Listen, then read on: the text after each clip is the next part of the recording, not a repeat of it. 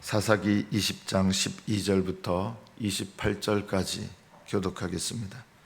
사사기 20장 12절부터 28절.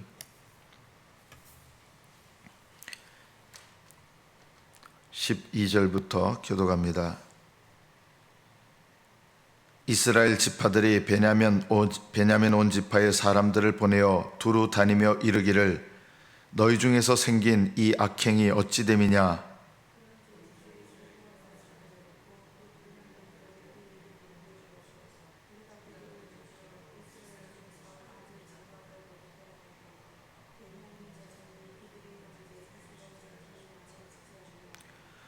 도리어 성읍들로부터 기브아에 모이고 나가서 이스라엘 자손과 싸우고자 하니라.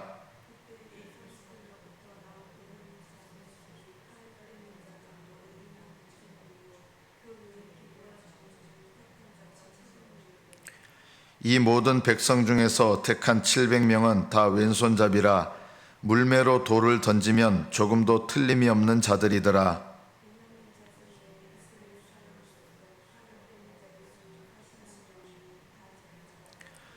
이스라엘 자손이 일어나 베델에 올라가서 하나님께 여쭈어 이르되 우리 중에 누가 먼저 올라가서 베냐민 자손과 싸우리까 하니 여호와께서 말씀하시되 유다가 먼저 갈지니라 하시니라.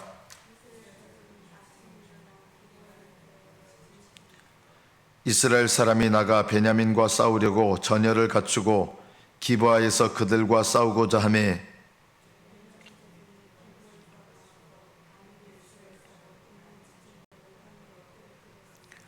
이스라엘 사람들이 스스로 용기를 내어 첫날 전열을 갖추었던 곳에서 다시 전열을 갖추니라.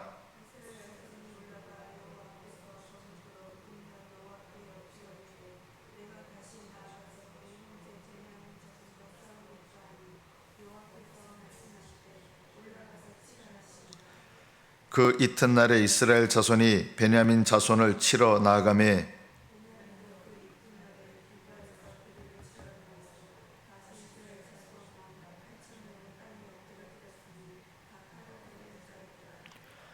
이에 온 이스라엘 자손 모든 백성이 올라가 베델에 이르러 울며 거기서 여호와 앞에 앉아서 그날이 저물도록 금식하고 번제와 화목제를 여호와 앞에 드리고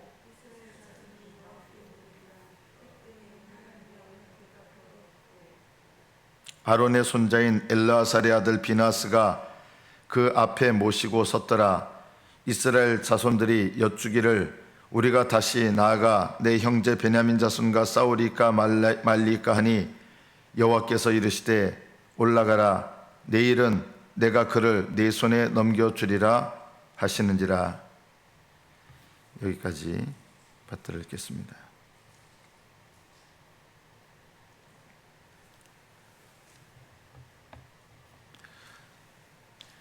이 비느하스라고 하는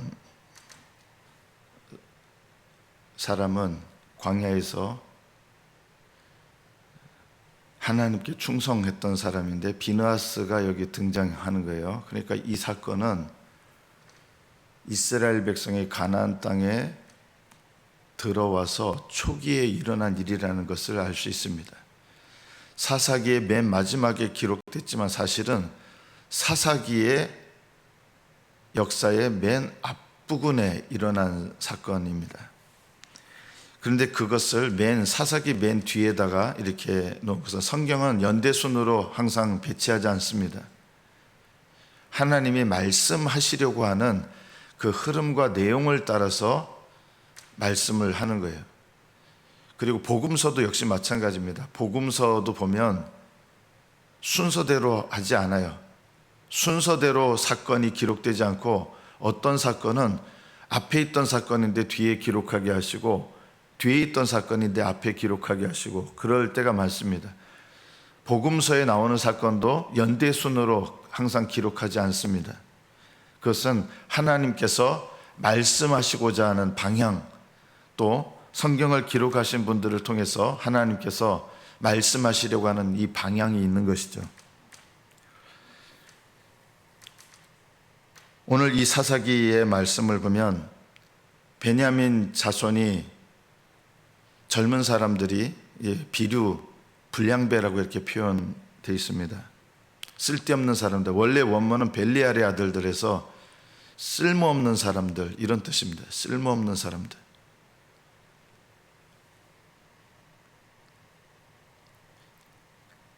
이 청년 불량배들이 레위인, 한 레위인의 조금 고위급이었을 것 같아요. 이 사람이요. 그냥 레위인이 아니라 어느 정도 요즘 말로 말하면 고위급에 해당하는 레위인의 아내를 집단 강간하게 됩니다. 그리고 얼마나 심하게 했는지 죽습니다. 이것만 해도 참으로 안타깝고 추악한 일인데, 이 일에 대해서 이 베냐민 자손이 자기들의 죄를 이렇게 물으러 전 지파들이 모였습니다. 그러면 우리가 잘못했다 하고 이 청년들을 벌해야 마땅합니다. 우리가 이 베냐민 지파의 모습이 우리 모습인 경우가 많아요. 누군가 내 잘못을 지적하면 우리 속에 육신이 있거든요. 그래서 어떤 반응을 하는지 아십니까? 이 베냐민 지파처럼 반응을 합니다. 네가 뭔데? 이런 마음이죠. 너는 잘났어? 베냐민 지파가 왜 이스라엘 11지파가 모여서 이렇게 자기들에 대해서 권면하려고 하고 이제 모였는데, 처음부터 전쟁을 한 게 아니에요.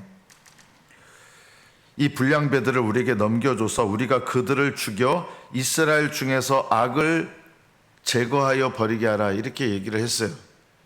그런데 기분 나쁜 거예요. 니들이 뭔데? 이런 마음이죠. 누군가 나의 죄를 지적하면 우리는 항상 두 가지 반응이 마음속에나 또 겉으로 나타날 수 있습니다. 너가 뭔데? 또 하나는 이거예요. 너는 그렇게 잘났어? 이것이 누군가에게 우리가 책망을 들을 때 일어나는 반응입니다. 베냐민 족속은 이 집단적인 마음이에요. 집단적인 마음. 너희들이 뭔데 우리를 책망해? 또 하나는 너희들도 똑같잖아. 너희들은 뭐 잘났어? 사실은 이스라엘 11지파도 이 베냐민 지파와 그렇게 큰 차이가 없는 상태였어요. 그러니까 베냐민 지파가 너희들이 뭔데? 너희들 잘났어? 너희들이 우리를 책망할 자격이 있어? 이렇게 하는 거죠. 베냐민 지파는 들었어야 됩니다. 여러분이 누군가에게 이 베냐민 지파를 책망할 수 있는 것은 뭐밖에 없어요. 다른 지파, 개별적인 지파가 책망할 수는 없어요. 11지파가 모였잖아요. 그러면 베냐민 지파는 이거를 들어야 되는 거예요. 11지파가 함께 모여서 베냐민 지파를 책망한다 그러면 개개별로 보면은 베냐민 지파보다 나은 지파가 없어요. 그러나 이 지파들이 함께 모여서 권면한다고 하는 것은 뭐냐면, 베냐민 지파가 잘못된 것을 깨달으라고 하나님께서 허락하신 이 질서가 되는 거예요. 이 11지파 연합체는 베냐민 지파에게 말할 수 있는 그런 질서, 하나님께서 허락하신 질서예요. 그래서 자녀들은요, 부모님들의 책망을 들을 줄 알아야 돼요. 자녀들 중에 혹시 부모가 책망할 때 엄마 뭐 잘났어? 아빠 뭐 잘났어? 만약 이렇게 하는 자녀가 있다면요, 하나님 앞에 대드는 자녀하고 똑같습니다. 그건 하나님 앞에 대드는 겁니다. 부모가 자녀들한테 책망할 만한 자격이 없을 수 있어요. 그것 때문에 자녀를 책망하는 게 아니라 하나님께서 부모에게 주신 책임 때문에 책망해야 되는 부분도 있는 거예요. 그래서 부모들은 이 두 가지를 항상 생각해야 돼요. 내가 자녀를 책망할 만한 사람인가? 이것도 돌아봐야 되지만, 그러나 또 하나 돌아봐야 되는데, 하나님께서 부모로서 나에게 주신 책임이란 게 있어요. 내가 나를 돌아보면서 내가 자녀를 책망할 만한 자격이 없다고 생각해서 부모로서 해야 될 그조차도 내가 스스로 하지 않는다 그러면 그거는 어리석은 것입니다. 베냐민 지파는 이 이스라엘 11지파의 연합 이 모임의 말을 들었어야 됩니다. 그런데 듣지 않게 됩니다. 듣지 않는다는 말은 무슨 뜻입니까, 여러분? 하나님께서 심판하시기로 작정했다는 뜻입니다. 어떤 사람한테 회개하라고 권면하는데 회개를 안 해요. 그게 무슨 뜻인지 압니까? 하나님께서 그 사람에게 회개의 기회를 주시지 않는다는 뜻입니다. 하나님께서 회개의 기회를 주시고 불쌍히 여기시는 사람은 듣게 돼 있는 거예요. 그래서 여러분들이 누군가 부모님께로부터 부모님이 잘났냐 못났냐 그런 거가 아니에요. 여러분이 혹시 부모님에게 책망을 받을 때 엄마는 뭐 그렇게 잘났길래, 아빠는 뭐 그렇게 잘났길래, 이런 식으로 반응해서는 결코 안 됩니다. 여기 어린 자녀들이 있으면 제가 이 얘기를 자녀들한테 꼭 해주고 싶어요. 여러분들도 마찬가지.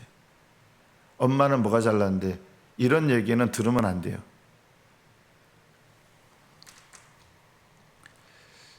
하나님께서 그 질서 속에서 주시는 기회가 있는 거예요. 기회가. 그런데 베냐민 자손은 형제 이스라엘 자손의 말을 듣지 않았습니다. 오히려 나가서 싸우려고 합니다.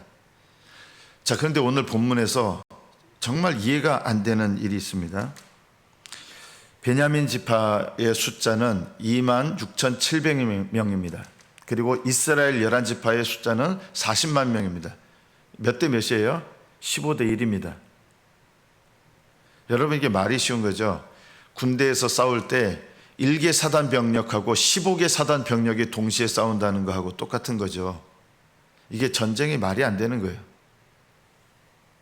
그런데 분명히 이게 베냐민 자손이 회개해야 될 일이잖아요. 말을 안 들은 거잖아요. 그래서 이 40만 명과 26,700명이 전투를 하게 되는데 그냥 한 게 아니라 우리 중에 누가 먼저 올라갑니까? 이러니까 하나님께 기도한 거예요. 이스라엘 11지파가요. 그러니까 하나님께서 유다가 먼저 올라갈지니라 라고 응답하십니다. 하나님께 기도했고 누가 먼저 11지파 중에서 누가 먼저 올라갑니까? 물으니까 하나님이 유다가 먼저 올라가라 라고 응답하셨는데 하나님의 응답을 듣고 싸웠는데 결과는 이스라엘 11지파가 패했어요. 몇 명이 죽었느냐? 22,000명이 죽습니다. 상대편의 숫자, 전체 숫자가 26,700명인데 이스라엘 자손 연합에서 죽은 사람이 22,000명이 죽은 거예요. 하나님께서 응답하셔서 유다가 먼저 올라가라 해서 유다가 먼저 올라갔는데 이스라엘 11지파가 책망하러 온 이스라엘 11지파가 패해서 22,000명이 죽습니다. 전혀 예상하지 못했던 일이죠. 이 전투에 1차 전투에 패하고 다시 용기를 내서, 이거 하나님께서 우리에게 싸우라고 하는 싸움인데 다시 스스로 용기를 내서 첫날 전열을 갖췄던 곳에서 또다시 전열을 갖춥니다. 같은 곳에서 똑같은 방식으로 두 번째 전투를 하는 거예요. 그런데 이번에는 어떻게 기도했느냐? 울면서 하나님께 여쭈어서 내가 다시 나아가서 내 형제 베냐민 자손과 싸우리까? 그러자 하나님께서 응답하셨습니다. 올라가서 치라 라고 응답하십니다. 자, 그러면 이 싸움에서 이스라엘 11지파가 이겼어야 당연하지 않습니까? 울면서 하나님께 우리가 다시 베냐민 형제들과 싸워야 됩니까? 그러니까 하나님께서 올라가서 치라 했는데 두 번째 전투의 결과는 더욱더 충격적이었습니다. 울면서 하나님께 기도해서 하나님께서 올라가서 치라 명령하고 올라갔는데 여기서 또다시 이스라엘 11지파가 패해서 이번에는 몇 명이 죽느냐? 18,000명이 죽습니다. 상대편의 거의 숫자와 비슷한 만큼 18,000명이 죽은 거예요. 그 전날 22,000명이 죽고 그 다음에 두 번째 전투에서 18,000명 합쳐서 4만 명이 정사합니다.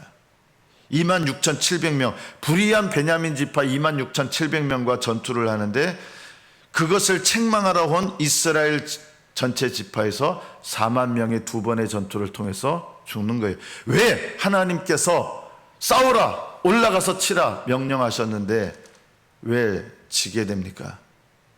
이것이 오늘 이 본문에서 하나님께서 우리에게 말씀하시고자 하는 것입니다. 왜 이스라엘 자손이 하나님께 묻고 울며 기도하고 하나님의 응답을 받고 갔는데 왜 졌냐는 거예요. 이런 일이 여러분에게 일어날 수 있어요. 하나님 뜻대로 했는데 진 거예요. 하나님 뜻을 따라서 징계하라고 해서 왔는데 진 거예요. 왜 이러냐는 거예요. 여러분, 왜 이유를 아시겠습니까? 하나님께서 징계하라고 권세를 주셔서 온 거예요. 권세가 있어요. 이건 하나님 뜻이에요. 하나님이 싸우라고 해서 싸웠어요. 근데 두 번 다 패한 거예요. 왜 그러냐는 거예요. 왜 하나님께서 이렇게 이해할 수 없는 결과를 맞이하게 했느냐 하는 것입니다. 여러분, 이스라엘 자손에게서 우리가 배워야 됩니다. 이 두 번의 전투에 패하고 난 다음에 이스라엘 자손이 깨닫습니다. 우리가 이스라엘 자손 이걸 배워야 돼요. 뭘 깨닫습니까? 하나님 앞에 베냐민 자손을 징계하여 치겠다고 했는데 자기들의 죄를 돌아보지 않았다는 것을 깨닫습니다. 하나님께서 나에게 어떤 권세를 주시잖아요. 그 권세 때문에 내가 남들에게 뭘 할 자격이 저절로 생기는 게 아니에요. 그 권세에 합당해야 돼요. 제가 처음에 부모 얘기했잖아요. 부모님들은요, 자녀들을 권면해야 될 권세가 있어요. 그런데 부모님들이 자녀를 징계하기 전에 뭘 먼저 해야 되느냐? 나를 돌아보는 일을 먼저 해야 되는 거예요. 여러분 각자는 뭘 해야 되시는지 아십니까? 여러분 각자는 여러분 각자부터 돌아보셔야 됩니다. 이것이 오늘 본문이 말하는 거예요. 우리는 항상 다른 사람으로부터 시작합니다. 항상 권면하면 이런 분들이 있어요. 당신부터 돌아보시라고. 그런 말 하지도 마세요. 누군가 여러분에게 뭘 권면하면 상대방한테 당신부터 성경이 그렇게 말씀하잖아요. 자기부터 돌아보세요. 여러분, 이런 말이 바로 교만입니다. 자기를 돌아보지 않는 죄입니다.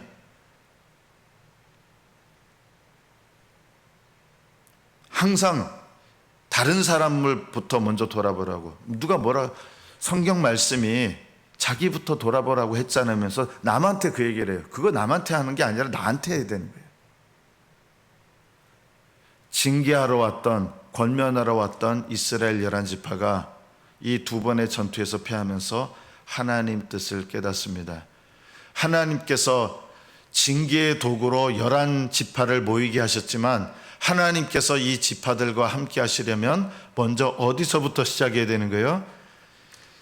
11지파가 자기들부터 먼저 시작해야 되는 거예요. 그래서 이때 하나님 앞에 어떻게 하느냐? 울면서 또 한 게 있어요. 금식합니다. 회개하면서.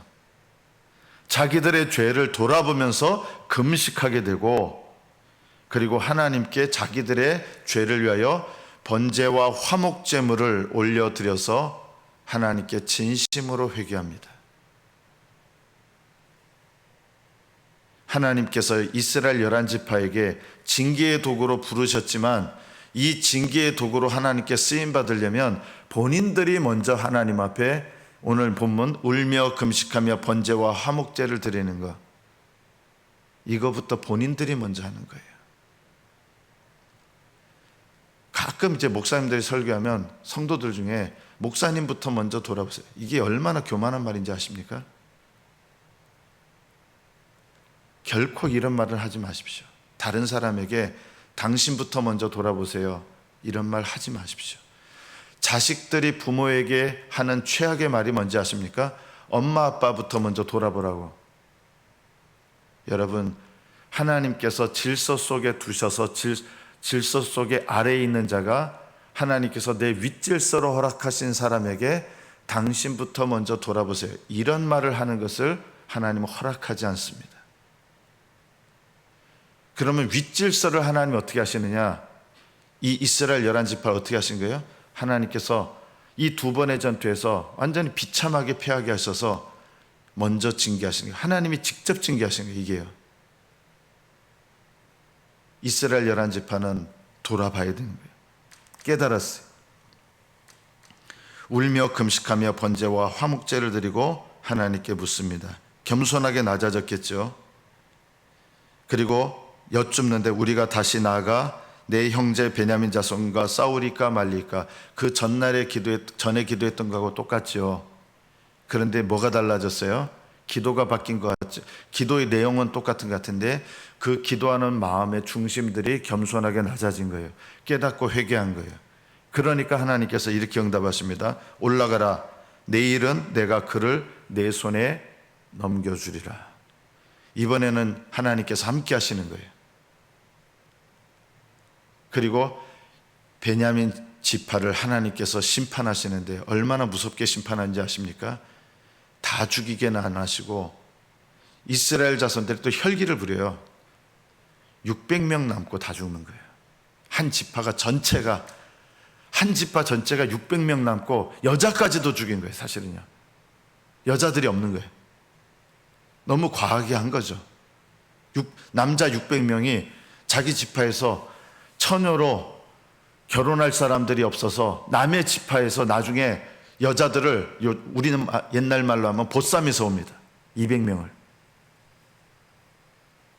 그 정도로 베냐민 지파를 하나님은 심판하시는 거예요. 우리가 오늘 본문에서 하나님께 기도했는데 하나님 응답하셨는데 왜 지느냐? 여러분, 기도할 때도 구체적으로 기도하셔야 되고요, 하나님은 여러분이 기도하는 대로만 응답하시는 부분이 있어요. 올라가리까? 올라가는 거 하나님 뜻이에요. 그래서 올라가라고 하시는 거예요. 싸우리까 말리까? 싸우는 것이 하나님 뜻이에요. 그런데 못 깨달은 게 있어요. 싸우는 건 하나님 뜻이고 올라가는 건 하나님 뜻인데 내 죄를 깨닫고 회개하는 하나님 뜻을 몰랐던 거예요. 그래서 올라가리까? 올라가는 게 하나님 뜻이잖아요. 올라가는데 지는 거예요. 싸우리까? 싸워라. 싸웠는데 지는 거예요. 왜 하나님 뜻대로 했는데 우리가 집니까? 하나님 뜻을, 올라가는 하나님 뜻, 싸우는 하나님 뜻을 알았는데 하나님 앞에 회개해야 되는, 자신들의 죄를 돌아보며 회개해야 되는 하나님 뜻은 몰랐던 거예요. 그럼 하나님께서 친절하게 아직 스톱, 너희들 먼저 회개하고 한 다음에 해. 하나님은 여러분에게 그렇게 친절하게 하지 않으세요.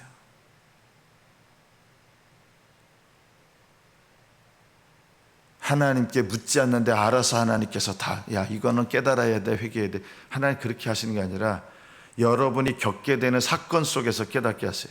그렇지 않으면 못 깨닫기 때문이에요. 하나님께서 우리에게 병도 주시고 실패도 주시고 두 번의 실패를 통해서 비로소 자기들의 죄를 회개해야 된다는 걸 깨달은 거예요. 깨닫는다는 말은 자원에서 그게 내가 되는 거예요. 하나님께서 만약에 야, 너희들 치러 가기 전에 니들 죄부터 회개해, 이러면 회개가 됐을까요? 깨달아져서 회개가 되지 않았을 거예요.